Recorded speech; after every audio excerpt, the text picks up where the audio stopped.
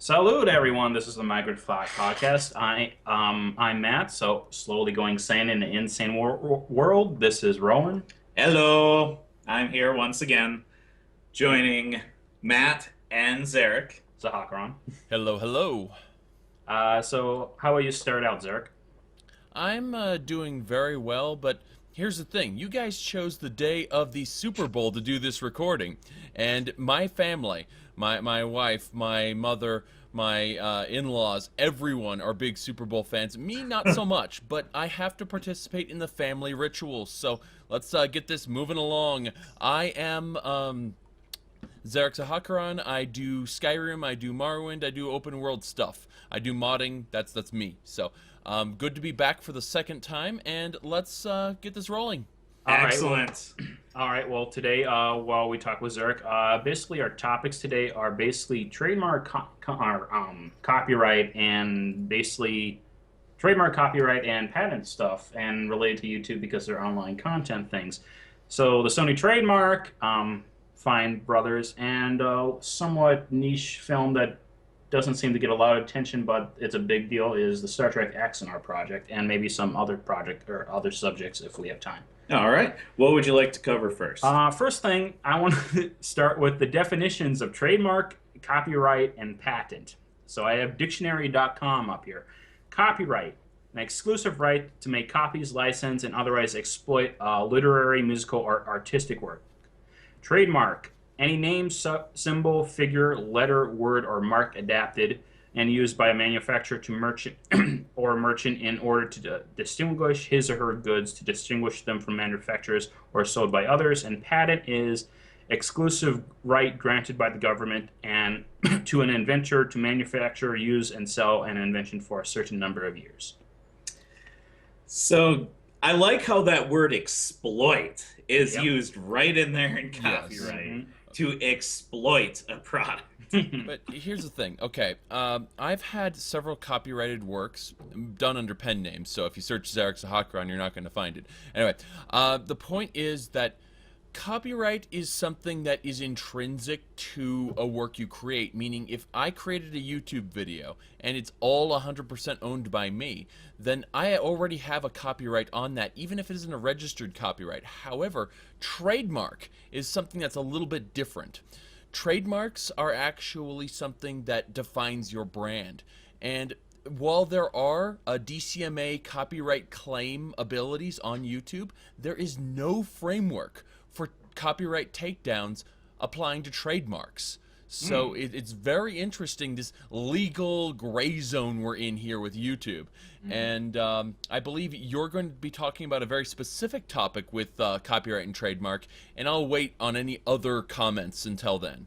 All right, so first thing I think we should actually, so our topics are from corporation filing a copyright or trademark on Let's Play, an individual creator filing a copyright and trademark, and while I'm on the side of Axanar is using copyrighted work that is not for money. They're not selling the product, but they have made money to make a Star Trek fan film, and it's kind of iffy of how CBS has dealt with it, and that's why I'm on the side of Axanar. Okay. Well, So we're going to start with Fine Brothers. Yeah. So your initial thoughts, Eric? Well, I did a podcast with Top Hats and Champagne called Top Hats and Monocles, where I actually based the entire podcast around that specific topic, where it's the Fine Brothers. And I think it's just corporate greed run amok. These people espouse that they really wanted to be big Hollywood people.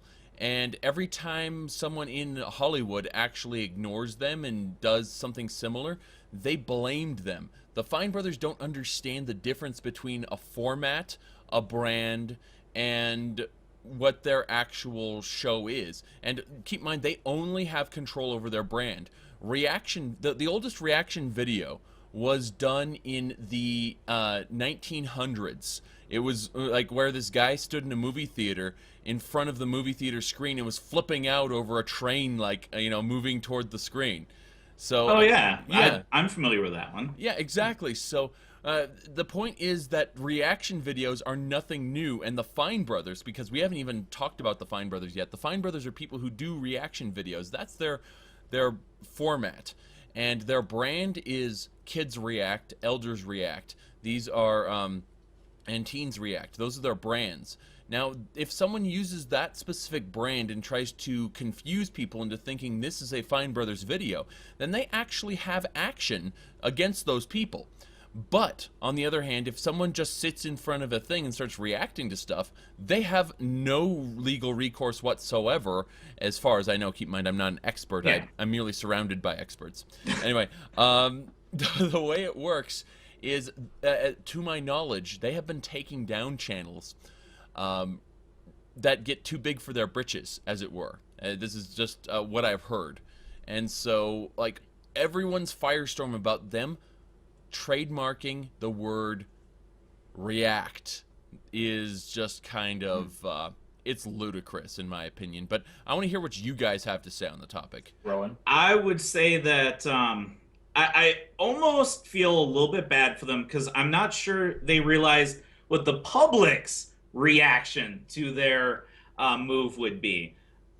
I can understand wanting to protect what you make, and the problem being is that what they've made is something that's a really generic title. So to say that I couldn't make a video, Rowan reacts to Fallout 4, because React now belongs to the Fine Brothers, seems a little bit heavy-handed. Now to say you can't use, Fine Brothers, React, well, that makes sense. Fine Brothers is their brand. They created that. I can't imagine there's too many other people that have stated they're the Fine Brothers. So I can see why they may have felt it was important, but I also feel like they took a very greedy move, and the public has recognized that fact. Let me tell you something really quick. You used a word in that sentence. You said it's general. It's generic. You said yes. Mm-hmm. Okay. When a trademark becomes generalized, it becomes a publicly accepted term. That trademark actually loses all its power under the law. Like, for example, Kleenex. I was about to say that. Yeah, exactly. So Band-Aid. Okay, so again, you're about to say that. Go wild. Yeah. Generalizations, basically, you can't trademark something that's general. It'd be like saying candy. Yeah, candy. Yep. We have a very famous example of Candy Crush trying to do that. I'm going to trademark the word hello. Nobody can use it now. There's actually, ironically for this, I was listening to an NPR piece. There's a guy that has a patent or copyright trademark on podcasts, and he claims everyone that has done a podcast owes him money. Well, he can have fun trying to collect that. Yeah. And then there's a business of corporations just buying patents and copyright and then suing these small companies to make money. It is interesting though, because Let's Plays with a Z is trademarked. It is an actual brand, and the thing is that was the original source of rejection for Sony's trademark claim. Really? Yeah. Originally, Sony tried to trademark Let's Play, and this is very scary to me because I do Let's Plays. So they tried to trademark the whole term, and the patent office came back with, you can't do that because Let's Plays is too similar and would get confused. Sony challenged it. After Sony challenged it, they came back with, after an investigation, this is a generalized term. It is used far too much, therefore you cannot have it. And now we are free from Let's Play ever being trademarked because the patent office has registered it as a generalized term. Until they register it, then it's up for anybody to grab. Exactly. Here's what happens. These terms that are not recognized as generalized, what happens is after, I think 30 days after a trademark is put up for application, it enters what's known as the opposition phase, and where the public has to publicly explain to the office why this should not be. And what happened is, with the Fine Brothers anyway, it never even reached that point. What happened is there was a post called Lawyers React, and in which this very large law firm based in, I believe, New York, one of like the third largest law firms, said, we are going to put our top 3 people on this pro bono, and we are going to oppose this because I, the majority partner, am pissed off. And so that in my opinion is what really drove the Fine brothers to pull their trademarks back. And the thing about trademarks is you have to actively pursue it after you do it. So they would have to go after all the YouTubes and everything. That actually goes into the Axonar thing a little bit. But my opinion on the Fine brothers, so originally I was somewhat of a defender. I think they may have just done a oops, and they're suffering for it accidentally. But the more and more I hear about it, taking this as secondhand information, they've gone after copyright stuff and just their behavior, going after Ellen and Jimmy Fallon. Jimmy Fallon, yes. Oh, and it's just why? And I'm right. Okay, you to guys my are. knowledge, Ellen ignored them, and Jimmy Fallon publicly laughed at them. To my knowledge. Yeah. So, yeah, I was going to say that. So the thing, they just keep doing this, and then they seem more like businessmen doing stuff, and I'm still subscribed to them, but if I hear any more bad stuff, I might change that. As for a certain YouTuber I like, calling them talentless hacks, I disagreed with that while listening to his podcast, and I was thinking, well, the content they have is easy to make, but the organization bringing people together to come over and do this, not to mention the sets and everything to make it, that requires some talent, not artistic, but administrative. Administrative, that's exactly right. What they've done is they've taken a format that other people have done before, and they've simply refined it. But that doesn't give them ownership of that format. It gives them ownership of the brand that they have built. In other words, the Fine brothers, the Teens React, keep in mind that those brands have an exclamation point at the end, and that's important because like that is literally their brand. Meaning, if someone puts Teens React without the exclamation point, they're okay as long as they're not trying to rip off the brand. And the burden of proof is on the Fine brothers, although the YouTube copyright DMCA system does not recognize that fact, and that is very problematic. Yeah, so they do have that one, like 50 spoilers from this month that they do, which is them reacting and doing a scripting thing, which is impressive. So that is somewhat creative. But what I was thinking is they should have created a physical product to license or sell to YouTubers to use their brand instead of actually done a trademark or anything. And if they trademark or something, they should be the style, the art style. Even do merchandises with React World on the T-shirt, and sell that stuff instead. Here's another question: who are they threatened by that they needed to try and trademark React? Who was muscling in on it? There's this guy that used to work for him. I believe it was the Reddit commentator, so take it with a grain of salt. He said they have a list of people they are watching, and if they get too big, they copyright them.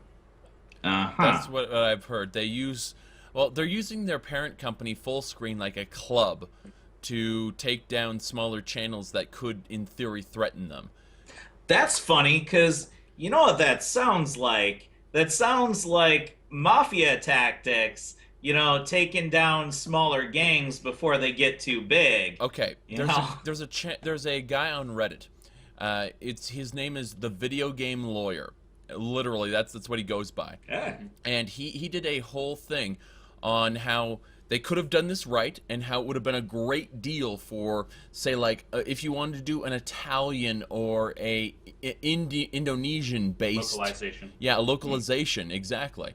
Where they used actual people from those locales in order to create a market that was, still benefiting the Fine brothers, but... then these independent people could go ahead and do that. The problem is there's no quality control.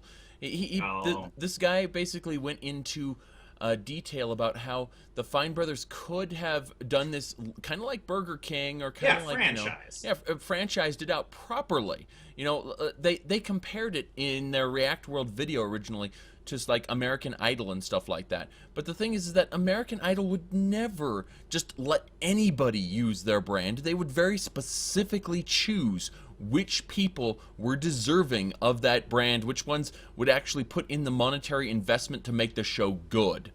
And what it ultimately boils down to is what you just said there, a racket, a mafia tactics. That is anyone who doesn't subscribe to our pay for our private umbrella of protection gets the club. And that is exactly what it is. It's a racket, and we don't want that.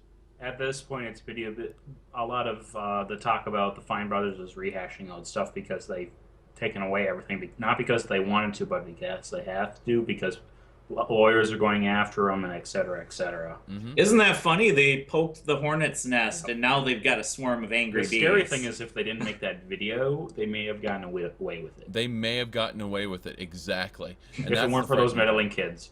Well, if they had just waited and been like, oh, by the way, now we own this, so too bad. And then they would have lost a subscriber count after they heard about this, but they would still own the trademark. Yeah. Yep. Now they've won nothing. There's a live stream of them counting down. I've watched Ouch. it for a little bit with it just playing music. Okay.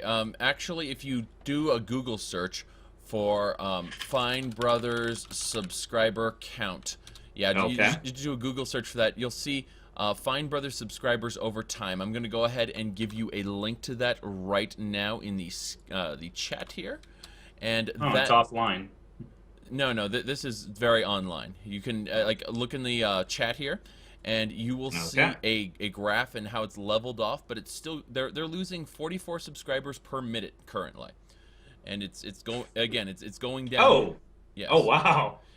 It's dropping exponentially. But you can see how they went from roughly 14,080,000 subscribers down to 13,600,007. It's very similar to if a company makes a bad decision and then their stock goes down. Exactly. Yep. This is more or less consumer faith. Mm-hmm. People having faith in their brand. And if you look underneath the real-time counter over to links, you will see update on the below link. They still haven't removed their copyright. Apology and removal. They're still terrible people.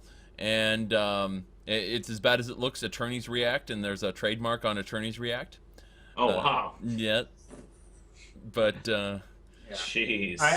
To be honest, I don't think anyone deserves online harassment as it comes on the internet. That's right. This is some way given if their behavior is to be true. Well, let me say something really quick. The Fine Brothers themselves were condoning the harassment of Ellen and Jimmy Fallon, so they're getting a taste of their own medicine. Now, as far as harassment of them goes, they made a public statement, and now they're dealing with the backlash of that public statement.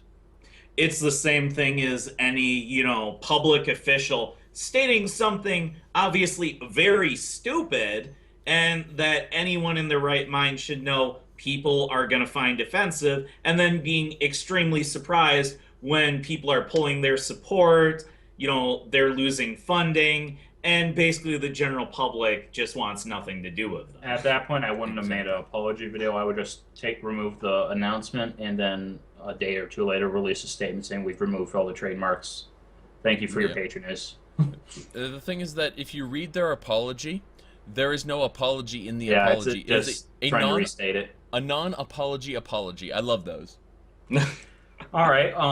Anything else to say on the Fine Brothers, as it's kind of been rehashed a little bit? No, I think that about covers it. So that were basically my thoughts. I'm starting to lead on the opposite end of the argument. Let's Play. Anything to say on that? Since here's the thing: it's gone away. Let's Play and the Fine Brothers. All of this is the beginning of the convergence of media on YouTube. I believe one of the lawyers actually said that at some point. But more or less, it's the idea that everything is getting corporatized. I mean, let's face it, if I had the opportunity, I would create a corporation out of my channel and start raking in the cash. I don't deny that fact because I want to make this a living at some point. Yeah. So, I think everyone that, starts to get into this and starts making a lot of content sees the appeal in doing it for a living. Yeah. You know? But what I'm leading into is that in order to be truly successful, you can't stay independent. You have to gather with like-minded individuals in a similar fashion that we are and actually create a profit-sharing venture known as a YouTube network. These networks eventually acquire one another, and trademarks are created. Domains have their invisible lines drawn through trademarks and branding, and before you know it, you have what Hollywood has now, where you have all these intellectual properties floating around and no one can use the others, except if you look. There's, instead of Alien versus Predator, it's called like Extraterrestrials versus Hunter and stuff like that. Like you'll find knockoff brands which are just different enough. To quote Futurama, "We resemble but are legally distinct from the Lollipop Guild." True words have How never do you been become spoken. neutral? Yes, so we're going to see more of this convergence, but at the same time, I believe that we've created a temporary resistance to this convergence with the very much angry public. Okay. Where there's money to be had, corporations will arise. It is the nature of the financial beast. No matter, what the intentions are originally, where there's profit to be gained, people seeking to find ways to control that profit, it's going to happen. All right. For good or for bad. One thing I do like about YouTube is basically the capitalistic pure democracy philosophy being born. Because if you make a mistake, bye-bye. Yeah. Or a really stupid one like what we just discussed. Yeah, That's if you right. put up a video and people react very badly to it, you're shooting yourself in the foot. The internet basically transcends borders and mostly cultures. And it's more of an amalgamation of stuff. It is. And I think the YouTube is really one of the futures of entertainment. You look at the number of young people watching it, that number is climbing astronomically fast. If you, I don't know, it's somewhat related to Star Trek. If you ever went to Gene Roddenberry's Perfect Future, I always thought that's not realistic in a physical sense, but if you compare it to the internet, that's far more resistant. Like, all your basic needs are met. Then you just spend whatever time you have on the internet. And there's even currencies that, for example, the Latinum in DS9, where basically what I saw for Star Trek was Star Trek provided all the basic necessities. Anything special, you would need other currencies. Bitcoin. Yeah. Or EVE Online, for example. Oh my goodness! Literally there's the Plex, but then in EVE Online there's the Plex currency, but then there's it's hilarious because there are credits in the game, but here, let me explain. Plex stands for Pilot Extension Licenses. Basically, it's game time. Okay, so literally a month of game time sells for in-game currency. So people who have real life money, an excess amount, will buy these months of game time and then sell them on the open market for in-game currency. And that's literally how the EVE Online economy works, and it's amazing because if you play enough and you play smart enough, you never have to pay a single dime for your gameplay. Whereas I'd rather just pay. Yeah. But I'm not going to play it. That's why World of Warcraft, after all these years, finally did the same thing, which I'm surprised they took so long. What they're trying to do is they're trying to kill the gold seller market by giving people an actual alternative. You see, the thing is that, like, software piracy and stuff, it's all due to a lack of, easy access. I mean, there are always people who are going to pirate software, but they won't do it if there's a Steam sale where they can get that game for $5. Not most people. Yeah, so I guess onto the Axanar one, I will go first because I'm the most invested in this. Outright saying this, I'm not a pure Star Trek fan. I like it. It's one of the top 3 Star franchises of the 90s to early 2000s. Babylon 5. Boo. You can't forget Babylon 5. Come on. I'm Farscape, but I'm ultimately a Stargate fan. But basically, what they're doing is there's been other ones called, I think, Star Trek Continuity or Continues. They've raised money, but it looks like green screen and sets and everything. They raised like $800,000, and these Axanar guys, they've made a prelude to Axanar. It was a pitch, everything. They went and talked to CBS. What do we have to do to not infringe on their copyright? They didn't give them any guidelines, and they said, we'll let you know when you've went over the edge.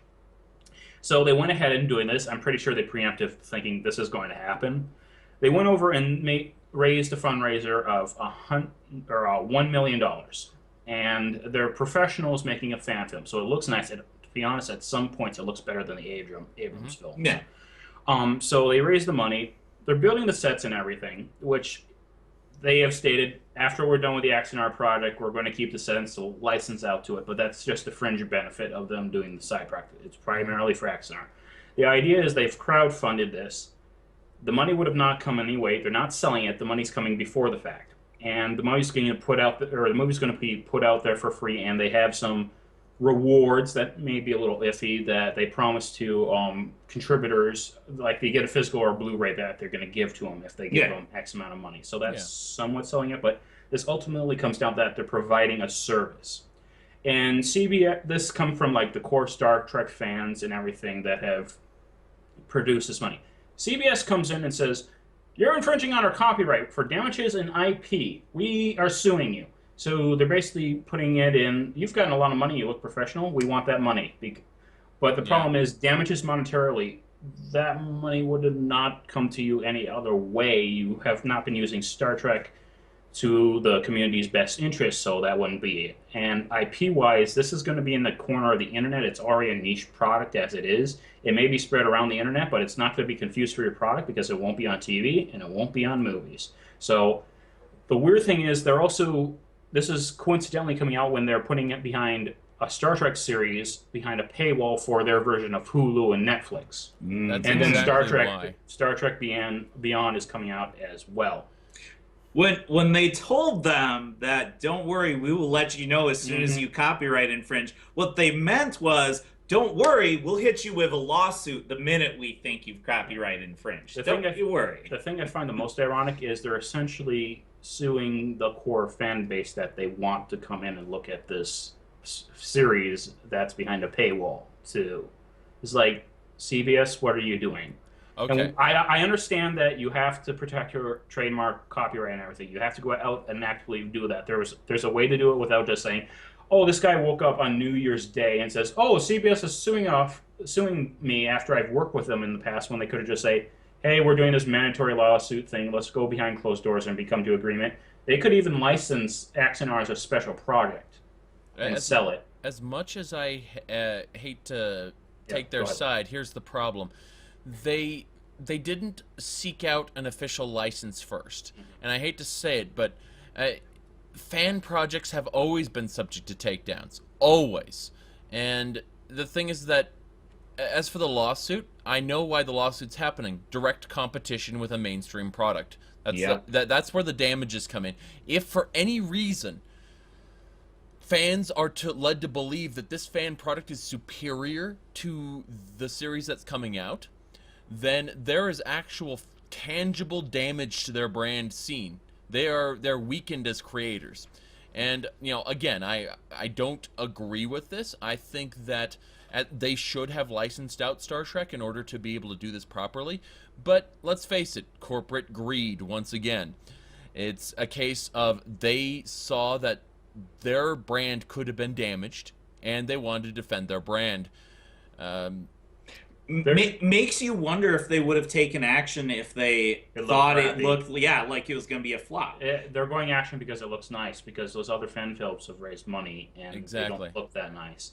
And that's the guy has stated in his response is they're going after us because we're professionals working on a fan product. I do want to point out there was a modding project that I followed for a while related to WB. It was called the Middle Earth Role-Playing Project, where basically you get to play the Lord of the Rings game in the Skyrim engine. Mm-hmm. And it was just in pre-alpha, whatever, pre-production. Yeah. And 2 years later, a game came out, and this mod would have taken years to come out and everything. But 2 years before that game came out, they sent out a cease and desist at the mod authors and shut them down.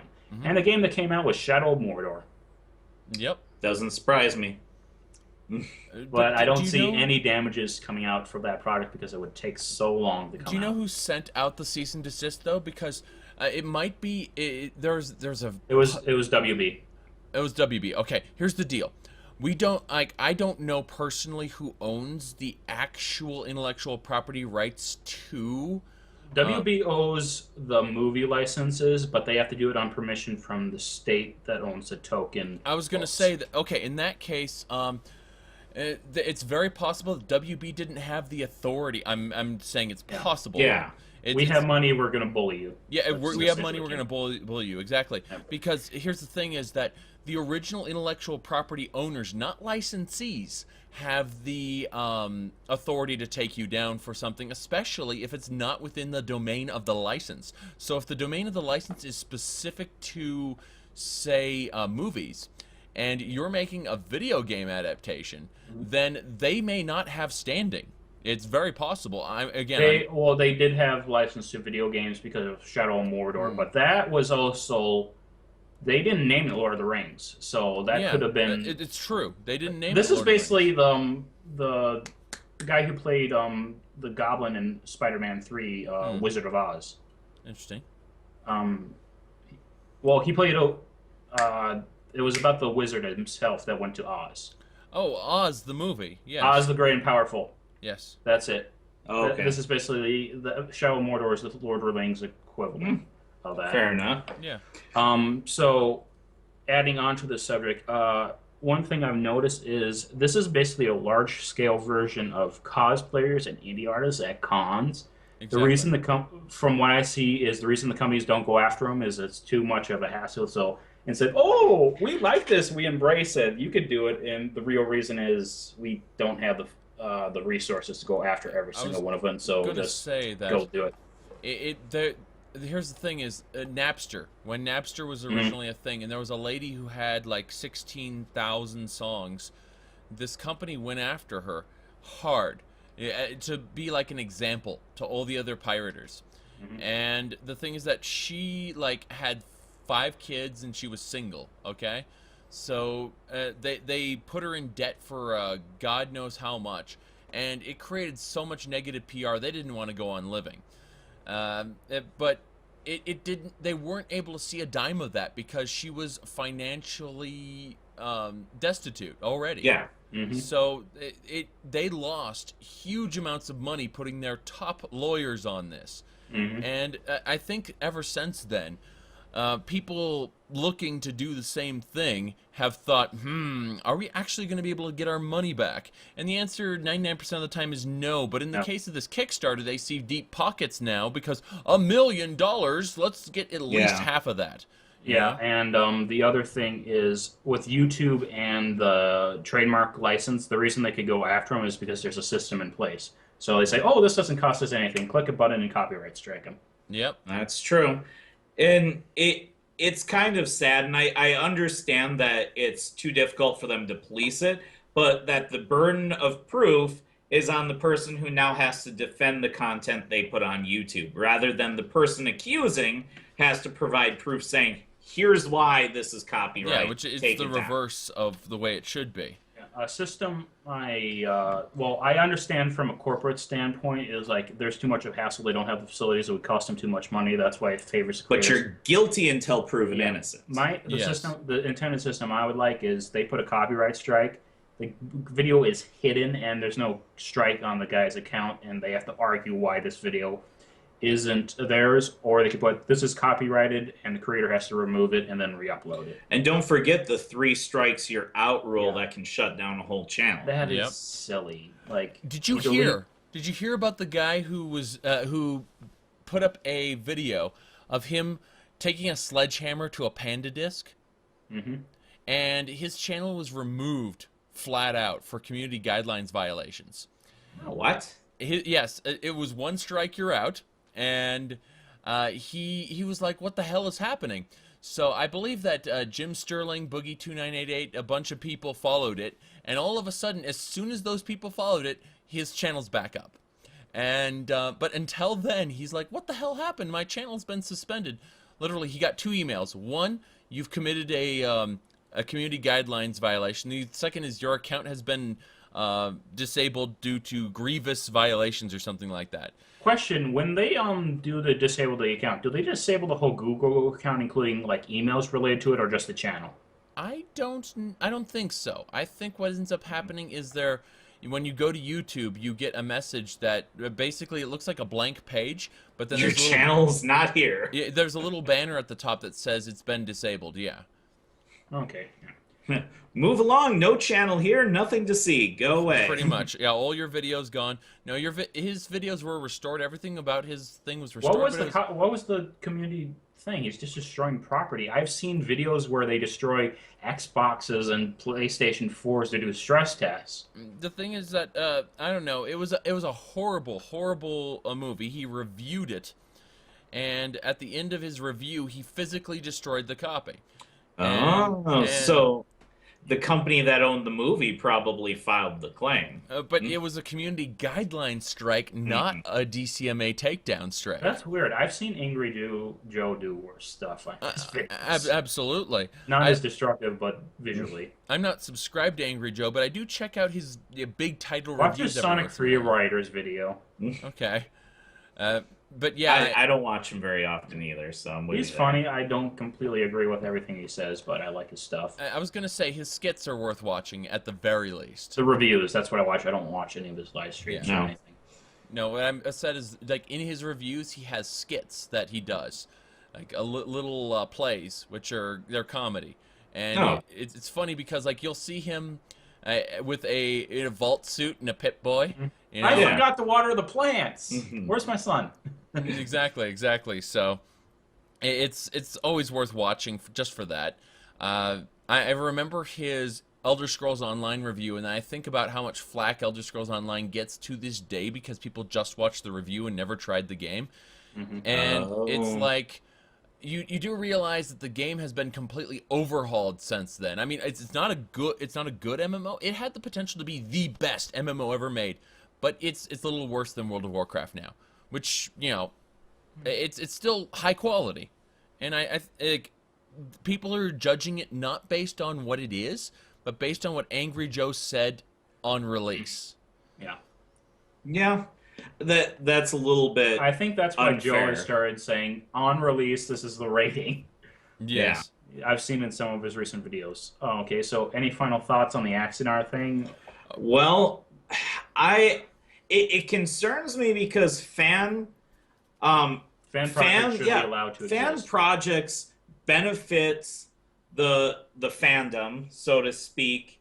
Star Wars embraces it. Yeah, and the question is, you know, should fan projects be something that the people that own the IP, you know, embrace and try to, you know, encourage, or should they be stamped out, you know, as some cancerous growth that must be, you know, destroyed before it causes them financial loss? Okay. I mean, all right, I do have one thing. I know this used to be like a trend in YouTube. I intend no copyright infringement and everything, and that's BS and everything, but on this certain case, if they talk with a company, this is not a product. It's not our copyright. Do not mistake it at the start of it. Yeah. They said that, would that be more fine on this set of circumstances?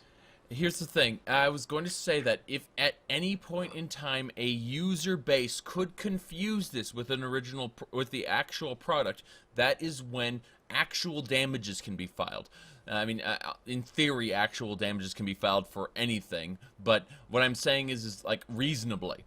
What we'd say is you have to differentiate. You have to say this is a fan film and not official. You literally have to, in my perfect world, you would have to print that in big bold text, like on the, you know, and for a minimum of 5 seconds to give people time to read it, and then that would alleviate the burden of you know, confusing it with an official product, in my mind. Now, keep in mind that the other companies don't see it that way.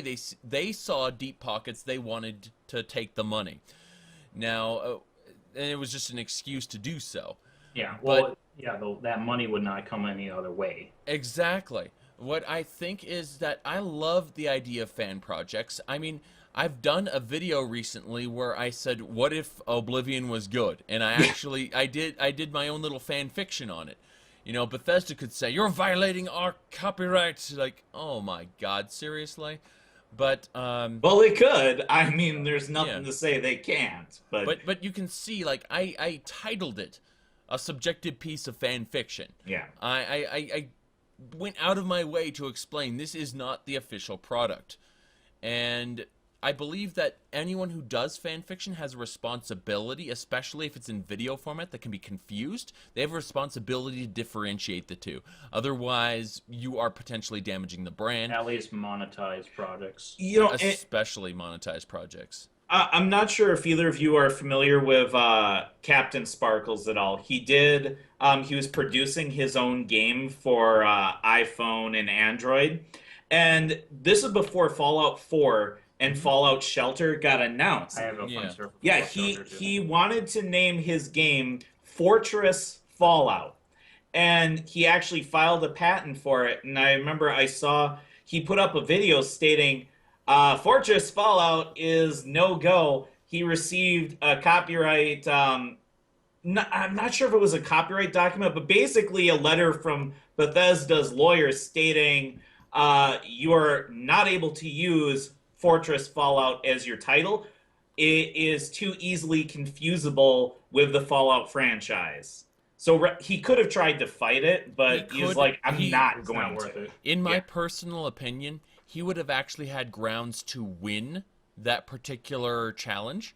But quite possibly, yes. Yes, I believe that, like in terms of again, Alien versus Hunters instead of Alien versus Predator, like that would work. You know, every single production company knows that. Yeah, Fortress Fallout, let's put it like this. It is not an actual Fallout product. All Fallout products have the word Fallout at the beginning, not the second. Bethesda does not have exclusive use of the word Fallout, merely the series title of Fallout. Exactly. Scrolls is another. Yes, they're very protected. I have a funny story about Fallout Shelter. So after the E3 conference, I was right when I was starting my new job. I went to a con called Metacon in Minneapolis. There was a VR simulator with mechs and everything fighting. Guess what the name was? And they used a similar brand. BattleTech? Fallout Shelter. And they had a banner at the con saying Fallout Shelter. Uh-huh. And it was a mech fighting simulator. And they were charging money for it. I wonder whatever happened to that. I don't know. I never looked it up. I was just thinking, you guys are taking advantage of Fallout. Well, if it was before Fallout Shelter is announced. It was after. After? It was after. After. Huh. I saw it after. They may have had it before Fallout Shelter was announced, but I saw it after. Well, and they used a very similar art style to the Fallout brand. I'm sure Fallout Shelter was copyrighted long before it was ever even announced. Because that's usually what big developers do. Fallout Shelter was in production. They wanted to do it for about 5 years before they were able to do it. There were issues when they originally wanted to create this mobile game, and so it was mostly an internal product in Bethesda that was not even released. But yeah, so the actual legal framework for it had been in place for a minimum of 5 years, I believe.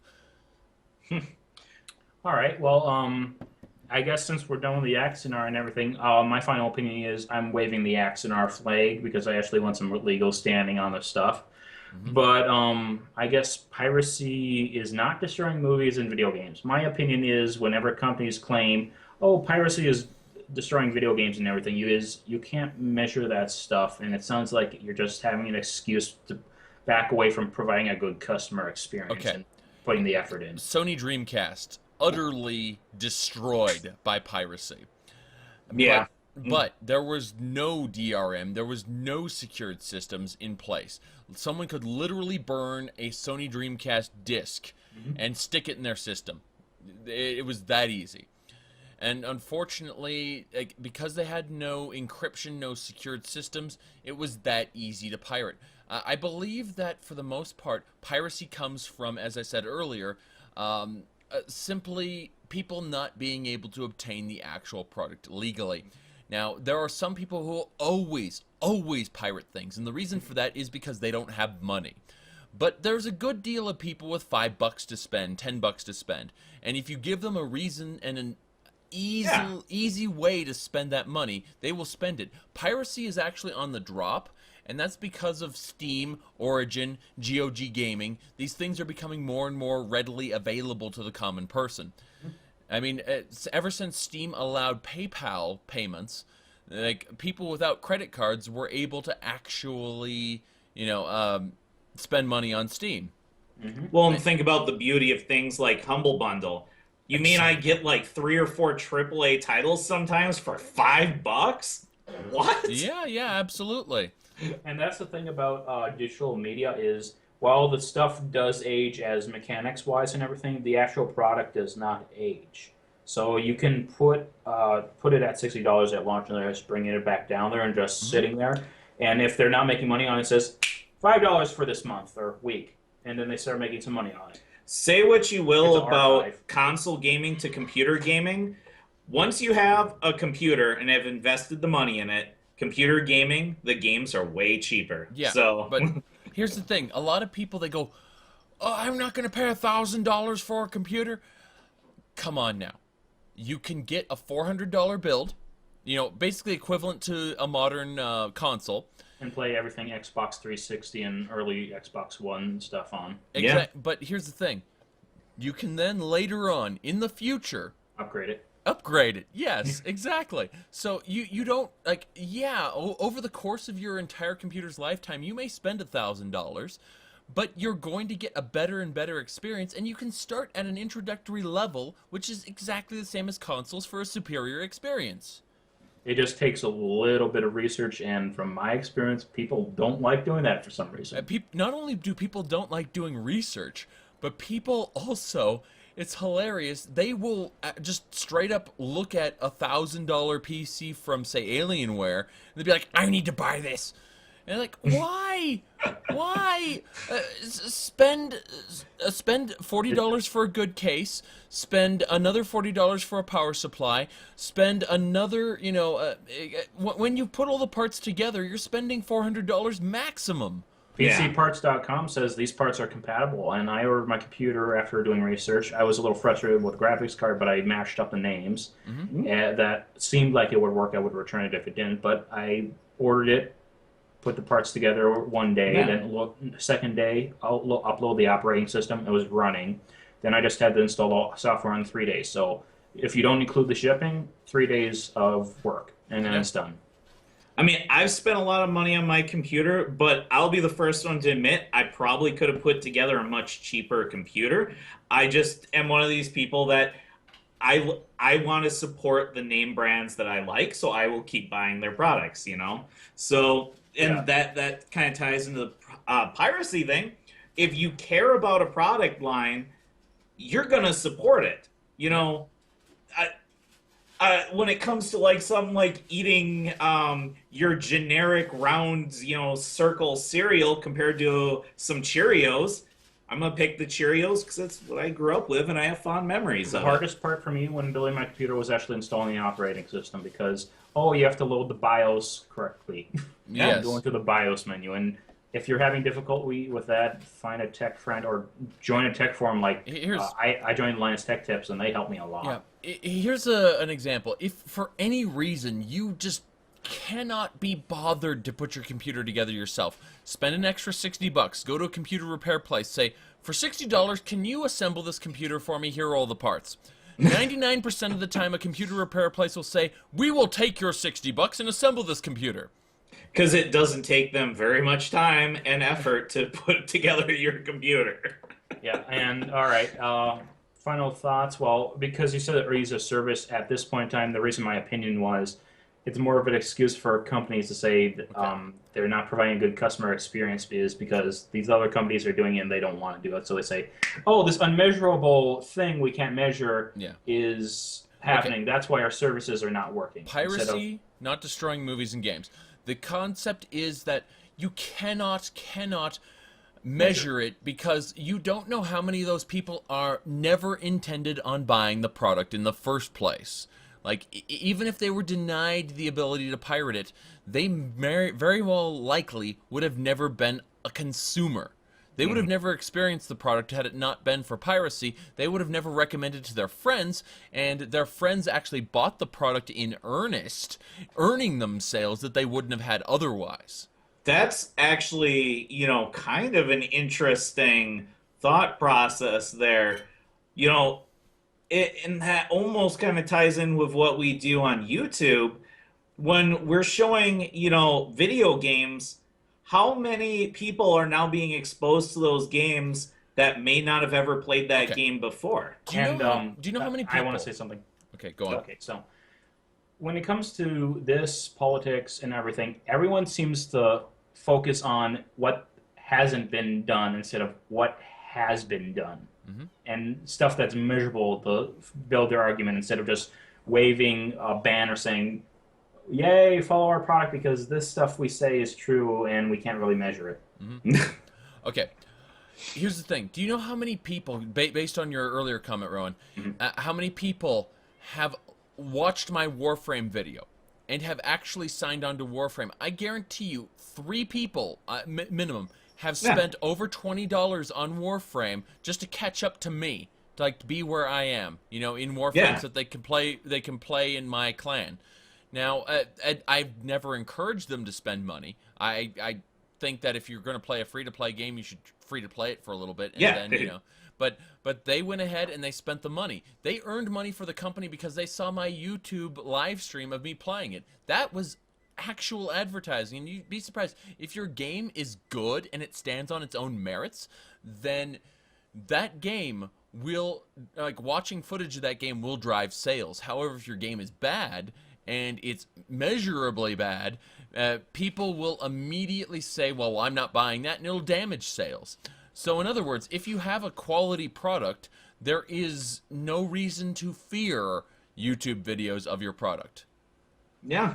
I think we're all familiar with the Jim Sterling digital homicide, breakdown there. Recently, Jim Sterling actually played a digital homicide game that he said, yeah, this isn't too bad. It has promise. If they, work on some of the things, it could potentially be okay. Let me give you my spin on digital homicide really quick. So when you'll notice that almost all digital homicide games have Steam cards. When you sell a Steam card on the market, 5% of that sale goes to I know it was 15% of that sale goes to Steam, 15% of it goes to digital homicide, meaning that 30% of the market is cut. But the point is that digital homicide doesn't sell their games; they're selling their cards to card traders. That's what they're doing. They're at least in my opinion. I don't have any proof on this, but based on the trends that I've been looking at, I'm pretty sure digital homicide is literally just they're pumping out asset flips as quickly as possible to get onto Steam Greenlight to then sell the Steam cards. Not the games, the Steam cards. Maybe they'd be better off if Steam just introduced a card program. Here, design cards and sell cards. But that devalues the cards. Yeah, so it does. The problem is that people want to get their Steam rank up, their level up as high as possible. I think I'm Steam level 41 or something like that, and I haven't tried that much. But the people who do try and they're in a level 120 something, and they gotta get more cards. Those people exist. I was looking at it. I'm like, I own enough games that I could probably jump my Steam level up a ridiculous amount, but I would rather actually get the cards for the game and get the whole set once I've actually completed the game. Kind of like a, final coup d'etat achievement thing. Here's the thing. Every game you can get the cards 5 times. Yeah. So I saw that. Yeah. Plus the foils. The foils, yes. Yeah, I'm not a big fan of Steam's community architecture. It's just you got to give them credit though. They know that people go nuts for collectibles, and nobody wants to feel like they're missing out, or a good majority of people. I got burnt out on Yu-Gi-Oh cards. Yeah. Okay. Oh my goodness. Okay. All right. Any more to say on the piracy not destroying games or movies? I think I've basically said my piece that, there's, like a place for things like YouTube and stuff that some people claim are copyright infringement, and some companies like Nintendo have pursued, up to a certain point aggressively, stating you can't do this. But I think things that celebrate the product are good for it and bring, more people into the fold. Just flat out taking it and claiming it as yours and telling people that, no, I own this, well, that's very clearly stealing it. Yes. My opinion is that it cannot be judged, it cannot be gauged properly, because we don't know purchase intent. And this is something that, okay, when you have anything from a politician making a statement, or to a product that you want to sell, you show the advertisement to as many people as possible. You do it as a kind of like focus groups type of thing. Then you gauge what's known as purchase intent, and it's done in every field. Marketing firms will tell you all about it. They won't want to, but they will. And more or less, we don't know the purchase intent of gamers at large. We don't know if this guy is pirating it to try it out. We don't know if the guy is pirating it because he doesn't have money and he never intended to purchase it in the beginning. We don't know if, how this is actually working. We only know that there are people obtaining it without paying for it, which is stealing. And that is wrong. That is morally wrong. All right, I got a little story. So, music. So basically what I did when I was in college, I have no money. I downloaded the YouTube videos and used Camtasia to strip it out and use it for my audio player. Mm-hmm. Now that I have money, I've deleted all of them and I'm going back in and buying them. And that shows that you are a good human being and that you had purchase intent. Yeah. Yes. Whereas but no funds. I wanted to enjoy it, but I didn't have the money at the time. When I had the chance, I actually flipped on the YouTube playlist I have and listened to it that way while I was working on work instead of using my iTunes. Yeah. So they at least got some sort of click for that, because most of the music videos are monetized. But you'll find that what ends up happening, they assume that everyone who pirates a game can't obtain those funds, had the funds to buy it, but instead bought something else because they had that money freed up. That's the company's perspective. And it's not true. 99% of the time it's not true. But that is the perspective of they're destroying games and movies. And, let's face it, I hate to say it, but would you want that big theater experience? Like, not everyone is good for theaters. So, is it destroying movies? No. Is it destroying home releases? Possibly. Now, if they put those home releases on YouTube and stuck advertisements on them, you'd be surprised how many people would watch those advertisements to get to their movies. Oh, easily. Yes. Just don't put a 30-minute ad on there, YouTube.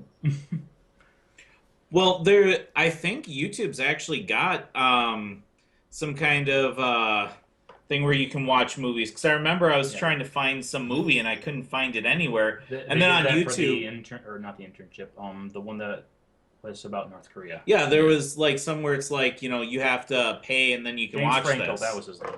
Yeah. I was like, oh, I might actually do that because I can't find it anywhere else. All I right. do recommend everyone check out a movie that was kickstarted and then put on YouTube. It's called Kung Fury.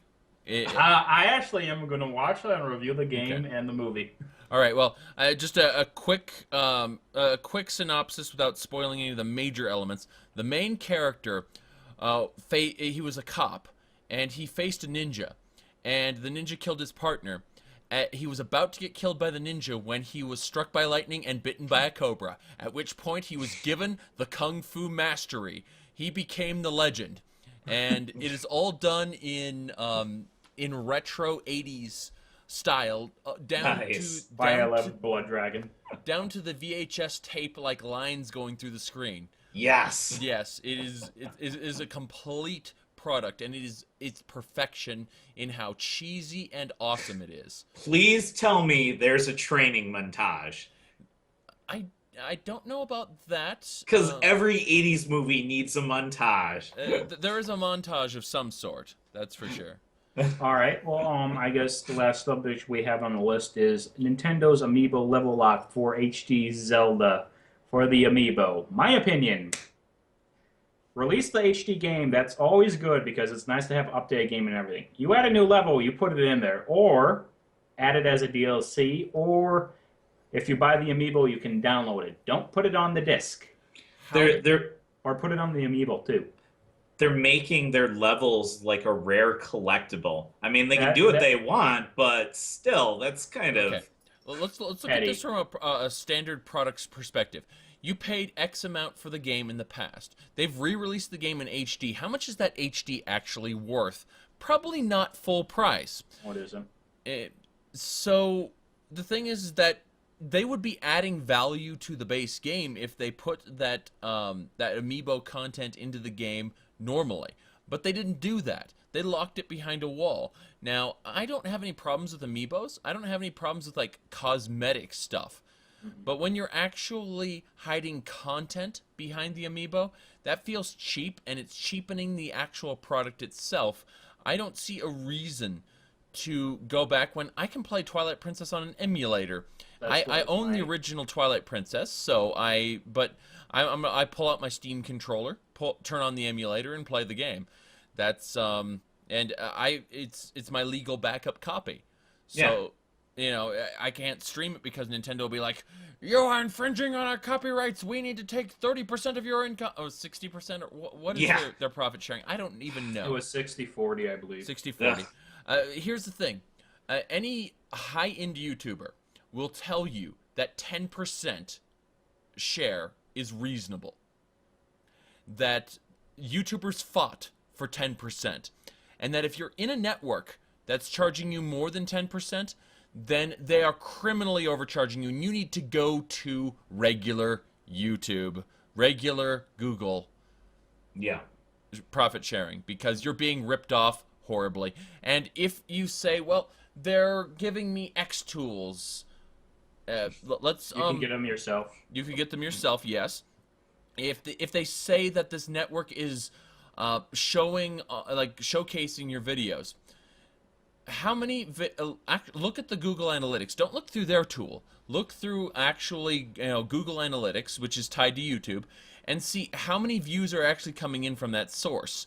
You'd be surprised how few people actually watch your videos after watching something from the hub channel. In reality, very few to almost nobody of note watches the hub channel, except for people already in the network. And people already in the network are not benefiting you nearly as much as real subscribers. Collaborations are important. I believe collaborations are the way to succeed. It's why I'm here on the Migrant Thought Podcast, everybody. Watch more episodes of this. But at the same time, think for yourself and do not allow a salesman to tell you otherwise. I've spent years in sales. I can tell you that every single join our YouTube network private message I get it's not an opportunity. It's garbage. I love how they're like, we will teach you how to make money on your videos and allow you to add thumbnails and descriptions. Cool, because I can do that already. YouTube so what's you offering? Go to YouTube Help. Yeah. Yep. Okay. Okay, so here's the thing. You can put it as a DLC, put it on the Amiibo. I understand if you have DLC architecture and stuff. For example, I'm not saying the day one DLC is a good idea for actual characters and everything, but what they did for Zaric for Mass Effect 3, they actually had the architecture in there for them and Kasumi for Mass Effect 2, and they could hack in and get the character model, but nothing else. If that came out later, but they intend to release it, I'm fine with that because you need the architecture in the game, but at the same time, you can also add a patch to add it in the first place and put just very bare-bone placeholders in there too, and just make it an invisible model. Yeah. Yeah. It always has to be from an external source. It can't be on the disc. No Capcom fighting or characters on fighting games. Yeah, yes. Honestly, whenever you give me a game that has quote-unquote day one DLC content on the disc that's locked off, I will go out of my way to get a patch or a crack or a hack to gain access to what is mine. I'm looking at the camera right now. Okay? So you cannot hide things behind a wall. Yes, if it's a competitive game, if it's an online game, if it's a game where they have a closed system that is, again, online, I understand it. But if it's a single-player game, you cannot bar off content. When you buy that disc, you gain access to all the information on that disc, whether the company wants you to have access to it or not. You can do it with that disc as you please. Now, here's the thing. We don't actually own games. That's the ridiculous part. It's a license. Yes, Yeah. we are licensed to use that software. But you'd be surprised. Go to the EU. In the EU, 99% of the I agree buttons are not valid. And very interesting thing about the EU also is that when you click I agree, all of the clauses in that contract that benefit you are still valid. All of the ones that are detrimental to you are not valid. I'm not saying this from I know the law perspective, but I've heard from several people exactly how the EU laws work. And again, research it yourself. I'm not liable, but but yes, people in the EU will always click I agree because oh my goodness, the contract as a whole is still valid, but all of the things that are detrimental to the consumer are not upheld. And it's like, wow. So here's the best part of those, agreements that pop up before you play a lot of games, especially computer games and online stuff. Yeah. So you just bought the game. Now they're telling you, unless you click yes, this is worthless. Because if you click no, no, no, you can't play. That's right. It'll go back to the do you accept screen.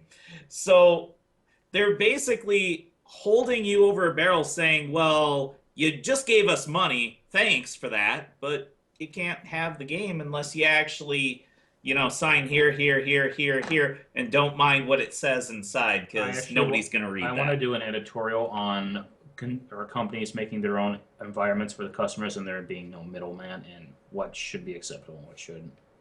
Yeah, I think that would be a good topic to cover as well. I think, there's MMORPGs to talk about. There's all these games that Halo 5. Yeah, there are games that aren't MMORPGs but have all these quote-unquote freemium elements. We're talking about like the haves and have-not system, the psychological trickery involved. There's plenty of topics to talk on this. Anyway, I'm going to go ahead and break the entire chain of topics by telling you guys that on the Fine Brothers subscriber count, while we are here, they have lost 1,430 subscribers.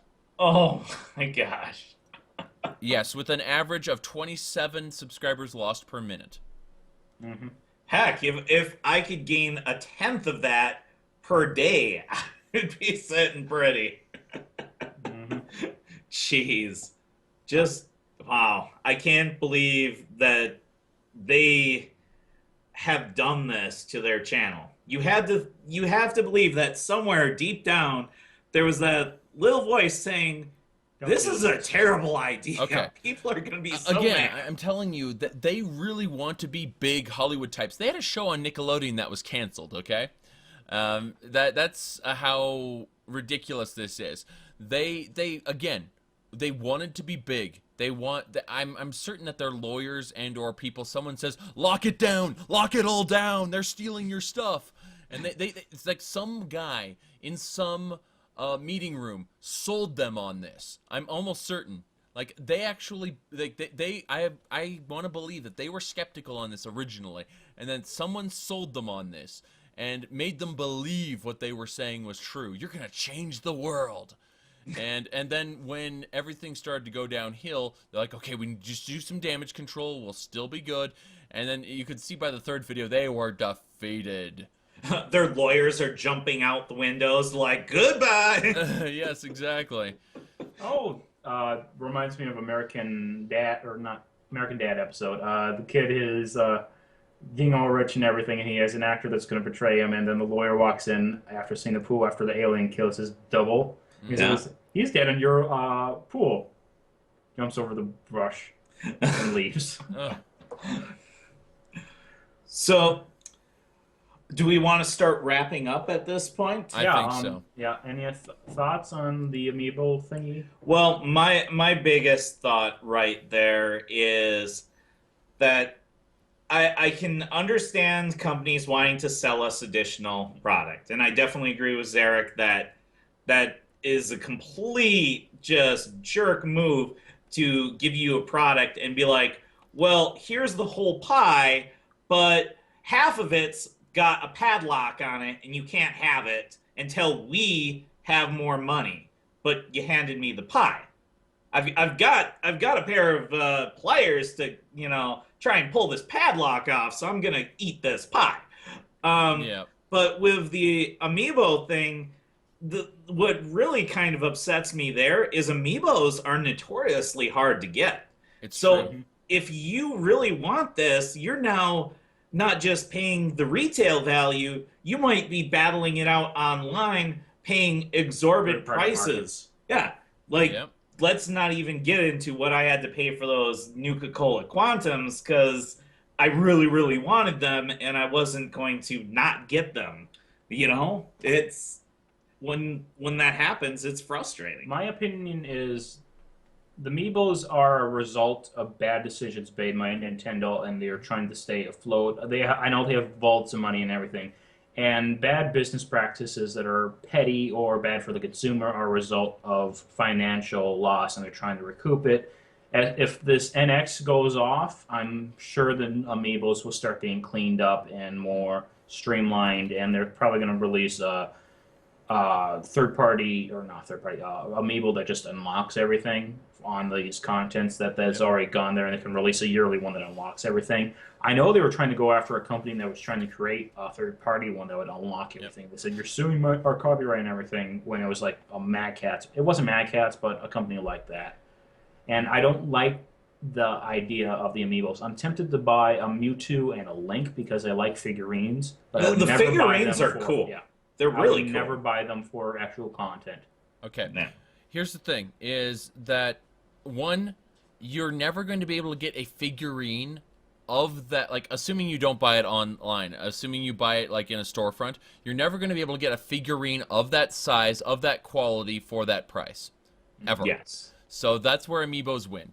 Now, absolutely. As far as Nintendo goes, you have to remember they're a Japanese-based company. Mm-hmm. And, I mean, just like there was that Dead or Alive Extreme 3 not being put in the United States and Europe, and people screamed, SJW's taking our game away.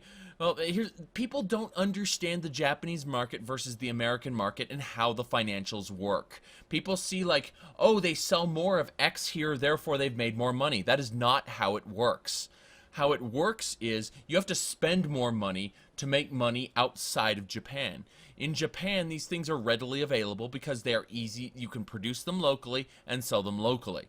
When you have to ship these things overseas or contract with third-party production plants to produce them and then ship them out, you're spending an exorbitant amount of money.